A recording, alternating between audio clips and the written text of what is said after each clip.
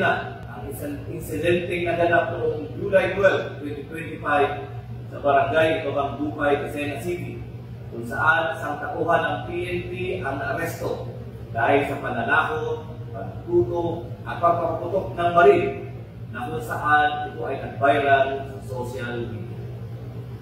Sa ngayon po, ang nasabing pulis ay kasalukuyang nasa kustodiyan ng Lucena City Component Police Station at sisiguraduhin ko po bilang inyong provincial director na siya ay mapaparusahan at tuluyang matatagdan sa serbisyo bilang pulis.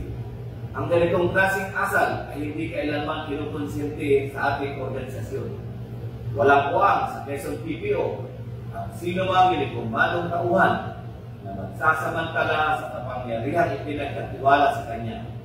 Ang sino mang lalabag sa batas ay mananagot saan mang hanay siya nabibilang.